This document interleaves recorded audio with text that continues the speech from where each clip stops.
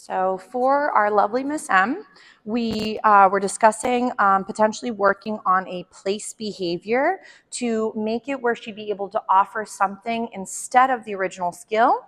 Remember that using a bed or a cot or some sort of target for your babe, if they're not sure of the item, so let's say she's never seen a raised cot. Nice job coming to visit, madam. So let's say she's never seen a raised cot. It doesn't have to be upright instantly. So I know I was mentioning for the little puppy, Zeus, the little Rhodesian puppy, is that sometimes novelty, even for adult dogs, can be hard if they've never seen something or it's very brand new to them. Novelty can also be harder as they're aging and changing. So I would recommend experiences within their comfort range and under their threshold is really crucial throughout their whole life. So don't view training as something you do as a puppy and then you kind of stop. It's just like with us. We have to keep working and maintaining certain skills so we can either refine them to the level we'd like or to make sure that we're still maintaining the skill set that we're hoping for. So for my little lady, if let's say the cot the right side up is too spooky or weird, some of them don't love the feeling of something hollow or almost like they could fall through. So I did mention with the puppy too, you don't want to make this into a trap or a spooky situation. So if let's say putting some find its out for her is still too overwhelming, don't only make it the option is to do the bed and then that's the only way she gets her food. So I'd make it where anytime she goes near it, I go, yes. And I'd even throw the food away from the distraction, which is the bed for now. So that way if she goes to visit, yes. And I go and toss the food. So what I'm doing right here is a little bit of free shaping where when she gets closer to it, I would mark it and then feed away. So she could try again to come closer to the item and try it once more. If Miss M is not a fan of this, I can easily grab a little blanket and we could work with something that's more similar to a dog bed or a carpeted zone. So if let's say she's not a huge fan of the cot, we don't have to use a raised bed. So I'm just going to quickly put this one off to the side. She doesn't have to rock it. But I would like to grab a blanket and then give that a try for the lovely lady. So I'm going to quickly grab one. I know I'm kind of out of camera range for just a moment. I'm just going to grab that lovely blanket. So for your lady, if you're going to try, she's like, ooh, blanket smells delicious. So let's say you're going to try something new with your lovely lady and she's a little bit unsure. I do recommend to practice with something that you might use in different parts of your home. So some babes really love having a couple targets, maybe one in the living room, maybe one in the kitchen area. But if your babe is unfamiliar with this exercise, don't rush it, take your time. So right now I might go, yes, I'm gonna feed Miss M for being on her spot. So you guys will wanna come up with a slogan for the place. My guys, I have bed, as in go to a bed or a cot or some sort of target like this. And then I have crate, as in kennel up and go to your crate for bedtime or whatever we might be doing with the crate for the moment. So if she doesn't have a crate, no big deal. If you've been calling crate bed, you can just name this something else. So I'm gonna go ahead and see if I can get her attention. Yes. So right now, every time I place her on the mat, I'm just going to go ahead and feed her for that behavior. So in the beginning, you don't have to go right into the big boy or big girl skill. So if let's say Miss Lovely is a little bit unsure about the bed, anytime she goes near it or on it, I'd feed for that. For some babes, to build up the bed as being a positive place is you can sometimes offer her special chews or frozen Kongs that then she might enjoy while she's on that place or bed or mat situation. Yes. So as she's getting comfortable targeting the spot, I'm going to start to create value by reinforcing for example, several snacks, one after the other, while on the target mat. So I want her to think that there's a lot of great value in doing the weird thing this lady's asking, which is to put my body on this blanket. So let's say we wander away from our blanket. We'll see if she wants to go ahead. We try it again. Again, I'm not using a certain word because I don't know exactly what you guys would like as a target. Yes, but maybe she can go ahead and do a sit or a down on the blanket. Awesome. You'd want to go ahead while she's there, create value in going to that spot. Eventually, this could turn into a gorgeous stay position or behavior cue set. So for example, for my little lady, if she wiggles, I don't really care. The main goal is I just want her to find this to be fun, easy, and comfortable. So again, I'm just going to meander away. She might come follow me. I'm going to go ahead, bring her back to her place or her bed behavior. Yes. I'm going to feed her for being on that target. Remember too that if you're using a visual target like a spot that she enjoys, practice this before again you need it. So I wouldn't go ahead and, oh, grandma's coming to visit, let's bust out a dog bed and tell her to go down and stay. More than likely it's not going to work out well.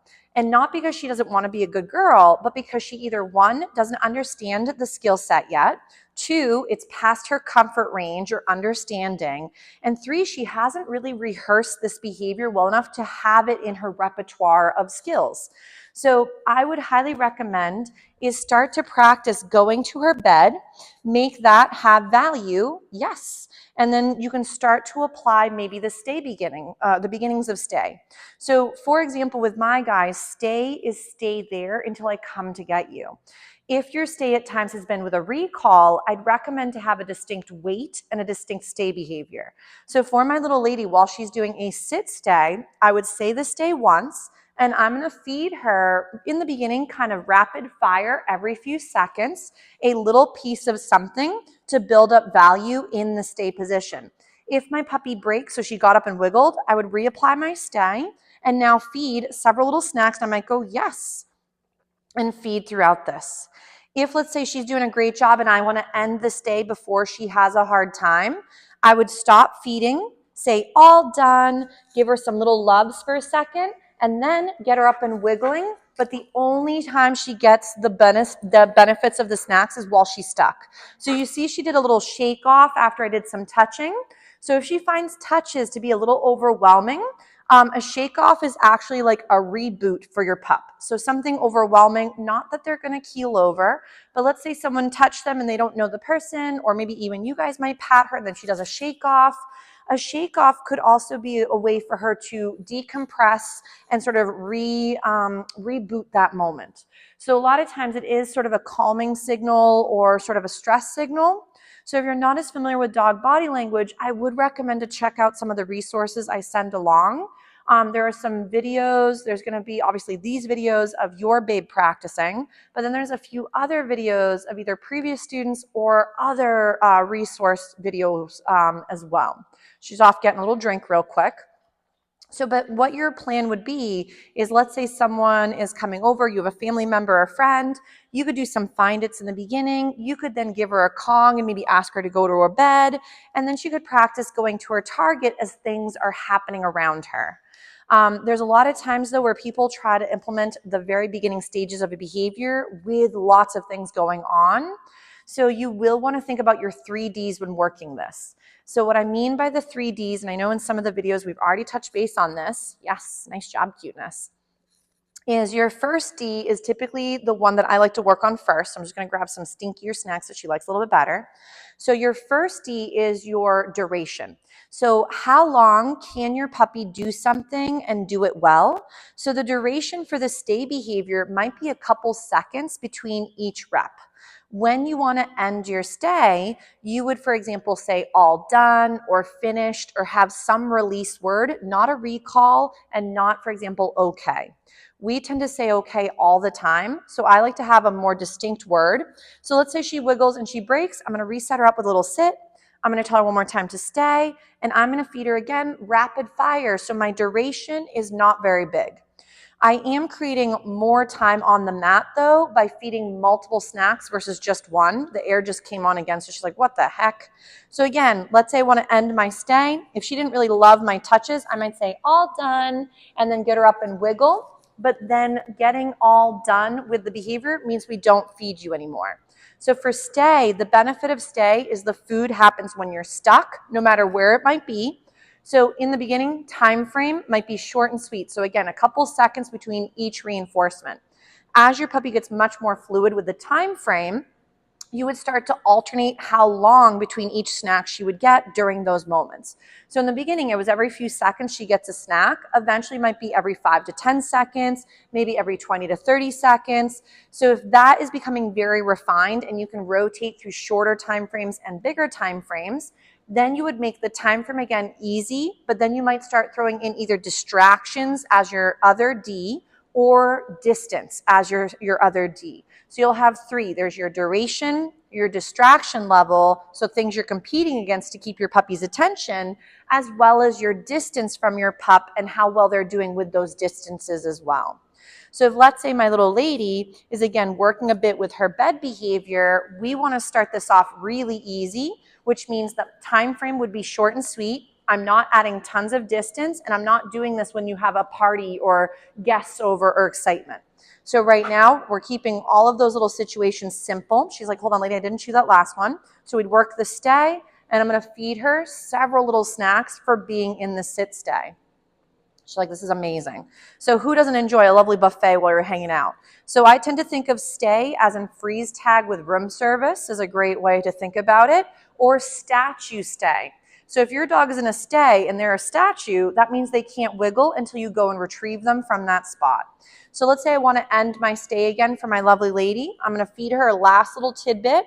I'm going to go ahead and say, all done, and then we get up and we leave our spot. But I didn't feed her for leaving the spot. It's only for being in the stay position.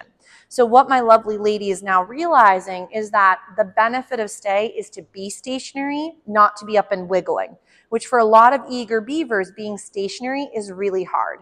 So you're creating now value in not moving and making it where being relaxed or taking a break has value too. So she did an awesome job with this lovely place behavior. So we're going to give her a little break from this, and then we're going to work a few other little skills with her. But this was really, really nice job for the starting point of that place and going to stay and work that.